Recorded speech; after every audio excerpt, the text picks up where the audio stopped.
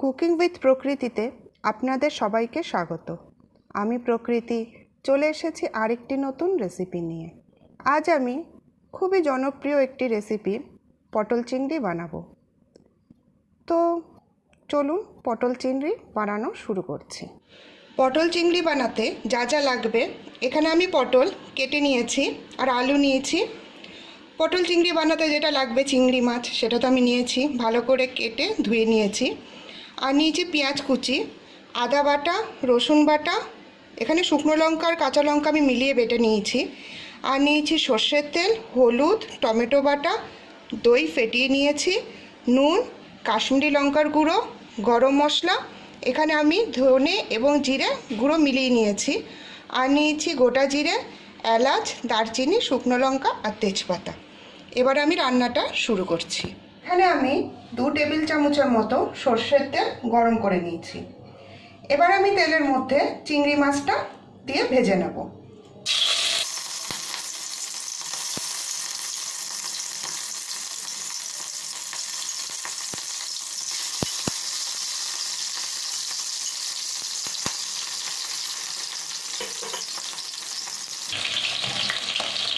এর মধ্যে আমি অল্প করে লবণ দিয়ে দেব আর দেব অল্প করে হলুদ দিয়ে ভালোভাবে আমি মিশিয়ে গ্যাসটা বাড়িয়ে দেবো, দিয়ে ভালো করে ভাজা করে নেব। ভাজা করা হয়ে গেছে, এবার আমি চিংড়ি মাছগুলো তুলে নিচ্ছি। ওই চিংড়ি ভাজা তেলের মধ্যেই আমি 2 চামচের মতো সর্ষের তেল দিয়ে দিয়েছি। এবার আমি পটলগুলো ভেজে নেব।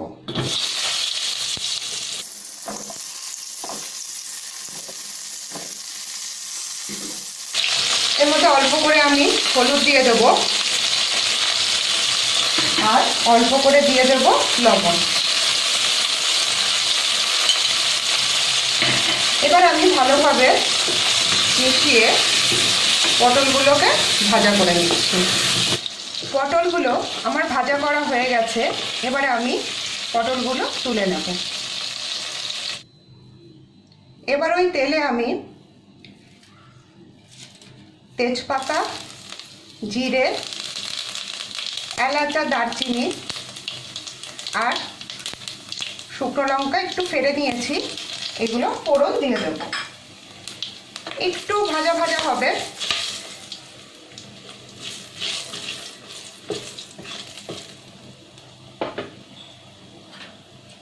এবার আমি এর মধ্যে আলুগুলো ছেড়ে দেবো।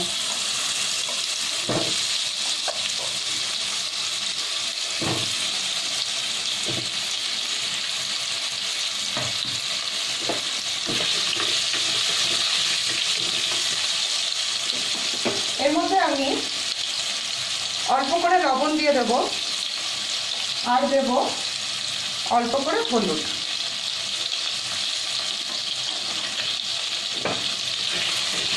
এরপর আমি আলুটাকে ভালোভাবে ভাজা ভাজা করে নেব।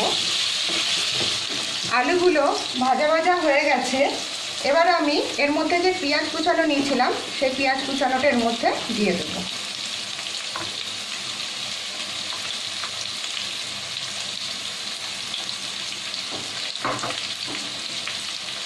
আর এর মধ্যে আমি অল্প করে লবণ দিয়ে দেবো যাতে পেঁয়াজটা তাড়াতাড়ি গলে যায়। অনুষ্ঠান বাড়িতে পটল চিংড়ি খুবই ভালো লাগে খেতে, তো এইভাবে বানান, অবশ্যই ভালো লাগবে, একদম অনুষ্ঠান বাড়ির মতনই খেতে লাগবে। আমি ভালোভাবে পেঁয়াজটা এর মধ্যে ভেজে নেব। পেঁয়াজটা আমার ভাজা ভাজা হয়ে গেছে, এবার আমি এর মধ্যে আদা বাটাটা দিয়ে দেব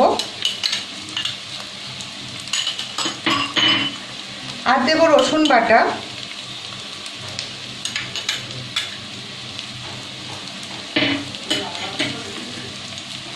তারপর একটু আমি ভাজা ভাজা করে নেব।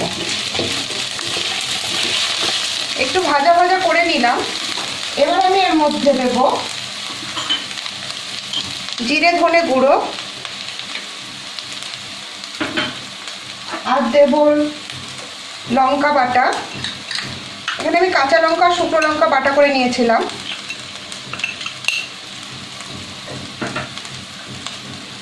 আর দেবো হলুদ গুঁড়ো।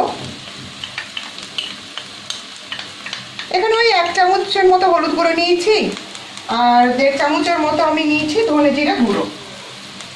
আর দিয়ে দেবো কাশ্মীরি লঙ্কার গুঁড়ো। এখানে আমি 1 চামচের মতো কাশ্মীরি লঙ্কার গুঁড়ো নিয়েছিলাম।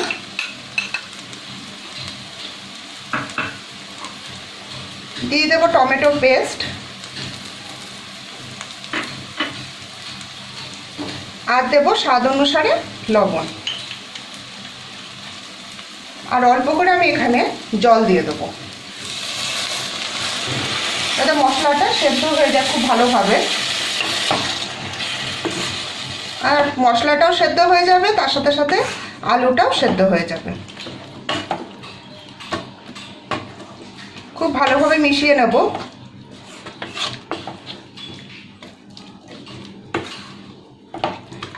পেঁয়াজটাও সেদ্ধ হয়ে যাবে এইভাবে একটু জল দিয়ে দিলে।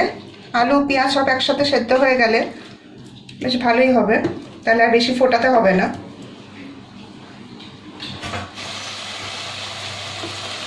পেঁয়াজগুলো দেখতেই পাচ্ছেন একদম গলে গেছে, আর আলুটা মোটামুটি সেদ্ধ হয়ে গেছে। এই স্টেপে আমি এখন এর মধ্যে টক দই দিয়ে দেবো। আমি এখানে 2 টেবিল চামচের মতো টক দই দিয়ে দিলাম।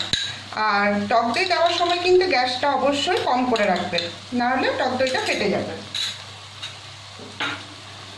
খুব ভালোভাবে মিশিয়ে নেব।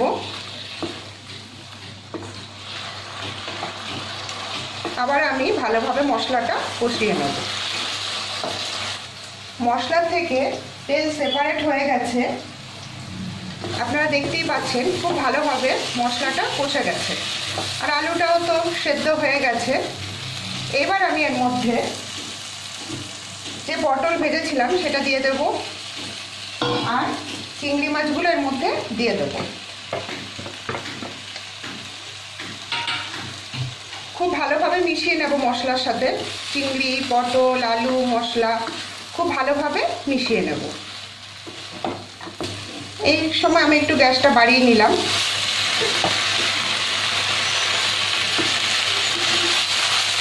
খুব ভালোভাবে আমি ভেজে নিচ্ছি।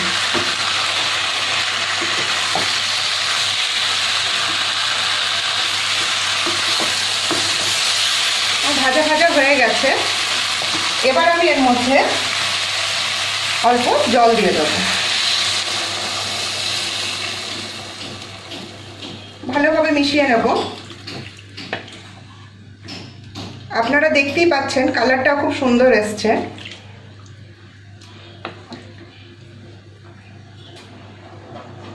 এবার আমি এর মধ্যে ঢাকা দিয়ে দেবো আর গ্যাসটা কম করে দেব। 10 মিনিট পর আমি আবার ফেরত আসলাম, দেখি কি পরিস্থিতিতে আছে। আপনারা দেখতেই পাচ্ছেন তেল একদম সেপারেট হয়ে গেছে। আমার রান্নাটা মোটামুটি কমপ্লিট হয়ে আছে। এবার আমি একটা জিনিস শুধু মেলাবো এর মধ্যে আমি দিয়ে দিলাম গরম মশলা, আর দিলাম এলাচ। এই এলাচটা সম্পূর্ণ অপশনাল, আমি খুব পছন্দ করি পরে এলাচ দেওয়াটা, খুব ভালো একটা সেন্ট আসে, তার জন্য আমি দিই। এটা সম্পূর্ণ অপশনাল, আপনারা চাইলে দিতেও পারেন, নাও দিতে পারেন। খুব ভালোভাবে মিশিয়ে নেব।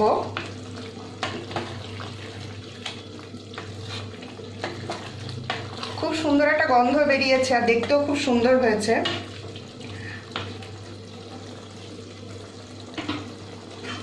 গ্যাসটা আমি বন্ধ করে দিলাম আর ঢাকা দিয়ে দিলাম।